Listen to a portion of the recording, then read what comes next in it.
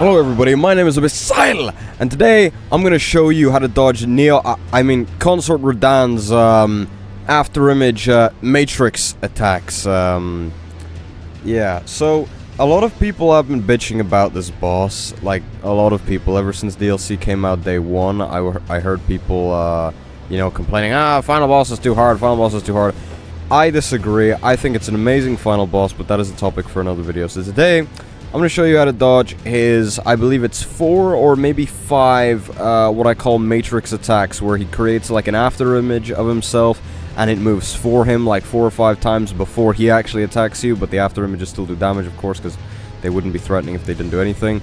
So, yeah, I'm not going to make this intro too long, but, they're actually, some of them, they're not even that bad to dodge, and, yeah, and, as a wise man once said, you guys are all just mad because you're bad.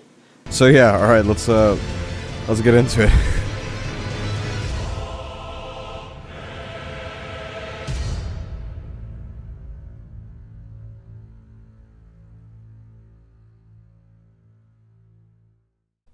So, before I begin, I just want to say that in this video, I'm going to be going over all the versions of these attacks, as in what they can sometimes follow up with, all the positions that you could possibly be in when these attacks occur, and all the ways in which you can dodge all of the versions of the afterimage attacks.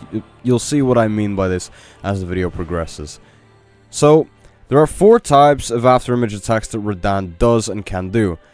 These are my nicknames for them. So, you have the Sideswipe, the Double Sword Down Crash, the Sky Barrage, and the Lightspeed Dash. The difficulty for dodging / avoiding each of these attacks varies greatly. So first up, I'm just going to start with the easiest one to dodge, which is the Sideswipe attack. The reason for this one being the easiest to dodge, in my opinion, is because it's the most readable out of the 4. So much so that sometimes I'll just find myself fully dodging the attack just by spam rolling backwards, but I wouldn't rely on that. So here's how you actually dodge it. So when you see Radahn sort of teleport to the right, by the way, it's always the right, never the left, don't dodge immediately as there's a slight delay. Then when you start to see the first out of the 3 clones start to come in, well, you probably won't even see the 3 clones since it happens so fast, but when you start to see one of the sort of like phantom things that kind of start to fade in on the left as he starts the attack, then dodge, and then straight after you've dodged, dodge one more time to avoid the follow-up where he's actually attacking again. You should already be far enough away to avoid the light beams that follow after, but if you think you're coming too close to them, then just roll again or back up a little. Also, in my experience, the first part of that attack does tend to lag the shit out of my PC for a second, so that's something to be aware of, I guess, that could maybe influence the timing of your dodges. Oh yeah, and here's some examples of the attack being perfectly dodged so you can get a better idea of what this looks like in real time. And by the way, I will do this with all of the attacks in the video.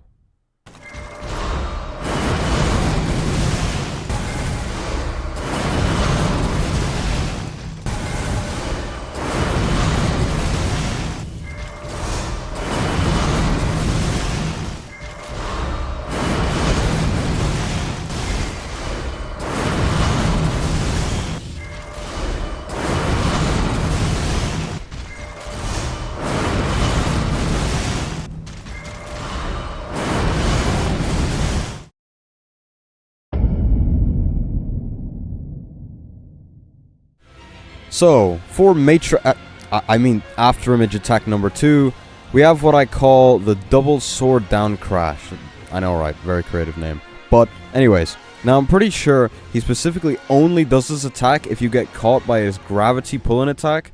So, obviously, the way to just fully avoid any chance of this one ever happening would just be to roll the gravity pull-in attack, but we're assuming you've been caught by it and therefore have to deal with the afterimage attack. So, this is how you would proceed to dodge it after that happens.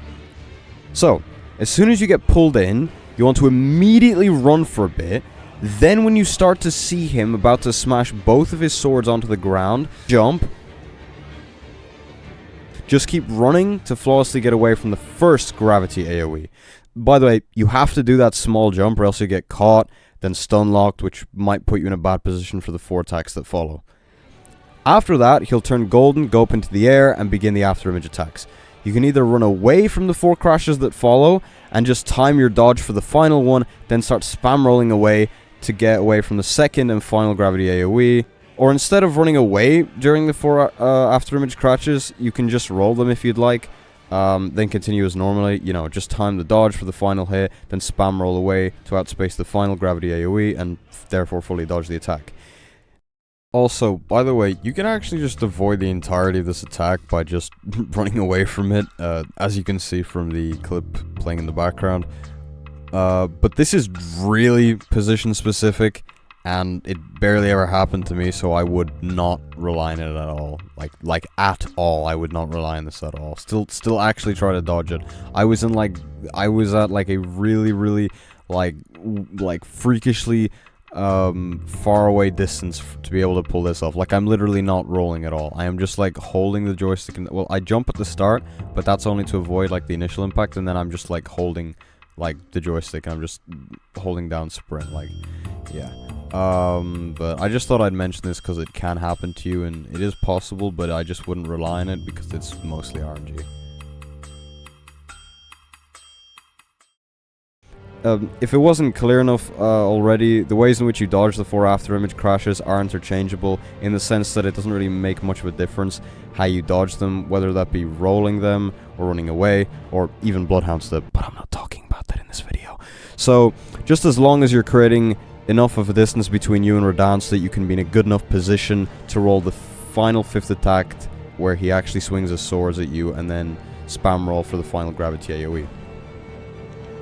As for any sort of follow-ups that can come from this attack, I would be cautious of a sort of catch that he can sometimes do, where straight after he's finished this whole attack and you've dodged the last gravity AoE, I don't know how many times I've said that word at this point, but he'll then immediately go up into the air and do the giant holy nuke attack thing he does at the start of phase 2, which if you've just gotten hit and then go to heal, you could easily stay in there for just a bit too long and then get caught by the explosion.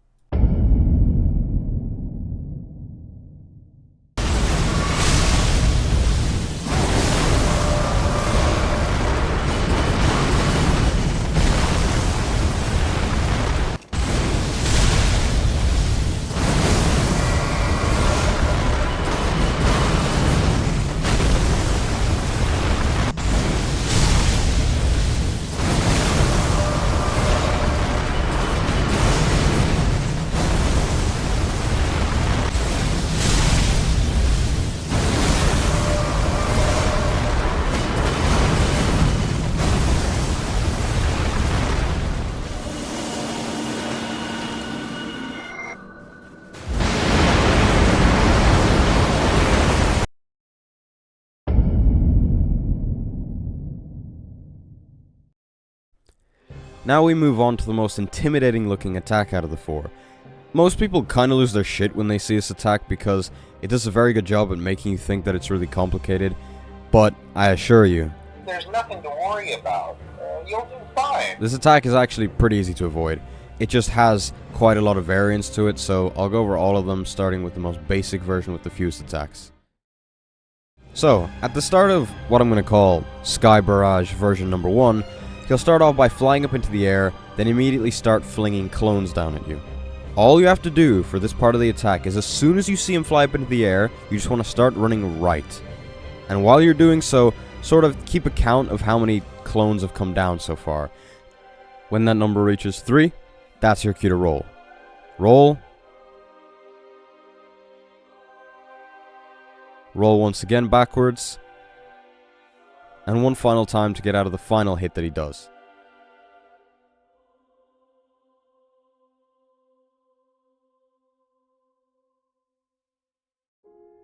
By the way, you can get lucky and fully dodge the entire attack by just spam rolling, but like most things with this boss, the timing for this is very specific, so it's like a 0.1% chance that you'll be able to pull this off. Now for version number 2, it's the exact same process for the start of the attack. when the clones are coming down. But at the end, instead of rolling 3 times, you're going to have to roll 4 times, since this version ends with him pulling up a giant AoE light beam from the ground. So here's how that plays out. The key indicator that'll tell you if he's doing this version of the attack, or the first one I mentioned, is the way he swings his swords after he lands down. What I mean by this is, for example, for version number 1 of this attack, he'll first swing his left sword in a horizontal motion towards you, then do the exact same thing again with the same sword, but this time swing it out. For version number 2 of this attack though, he'll instead swing the right sword outwards towards you first, then follow up by swinging the left sword in the same direction. Anyways, after he's come down and you've dodged the 2 horizontal slashes, you want to start strafing to your left, his right, and he'll slam both of his swords down onto the ground. Then, once you're out of the way and have dodged that, you want to pay attention to his swords that are now in the ground.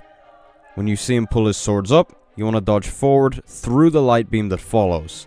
The time of your roll will of course depend on how far you are away from him.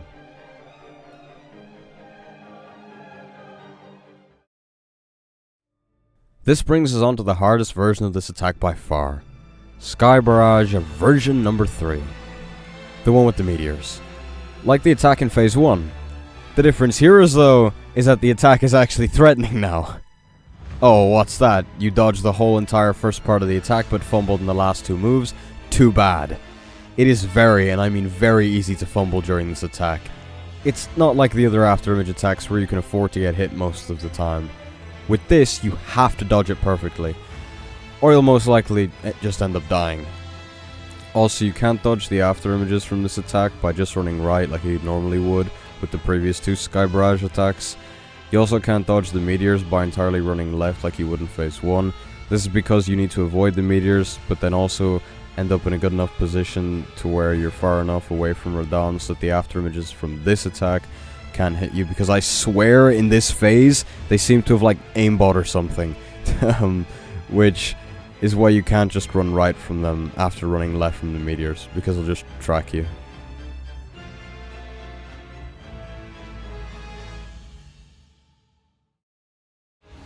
The attack starts off with Radahn briefly imbuing his swords with gravity magic, slamming them onto the ground, dodge that. Then he follows up with ripping the swords out of the ground, also roll that. Then this is the point from where you want to start running straight backwards, as he then flies up into the sky and conjures up the 8 meteors that surround him. He'll then sit there for around a second or 2 before commanding all the meteors onto you.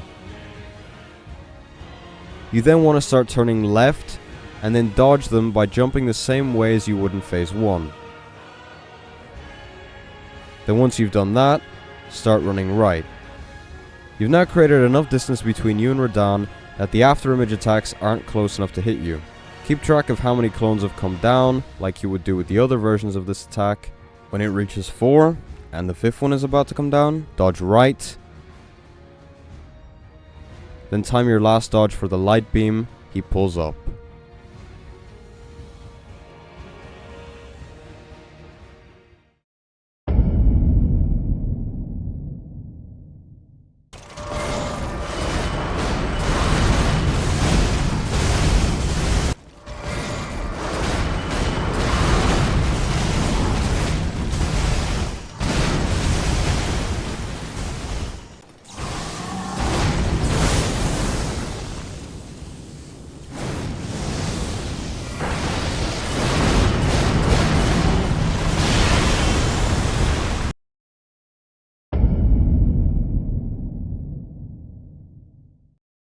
For the last one, it's pretty simple.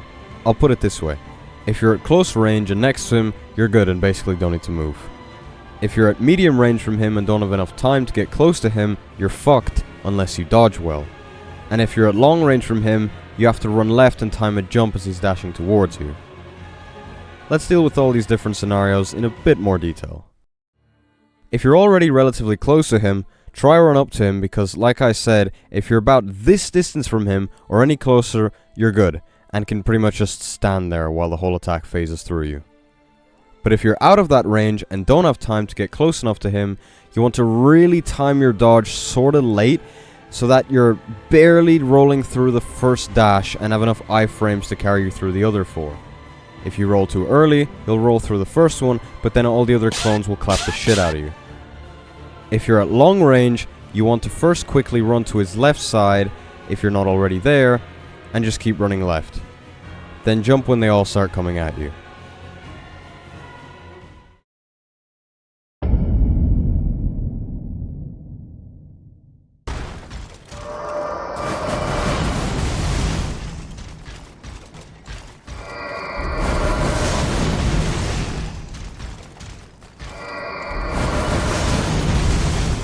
And there you have it. That's how to perfectly dodge every single afterimage / matrix / clone attack, explained in probably way more detail than I needed to. So no more excuses. Go beat this boss. You're bad.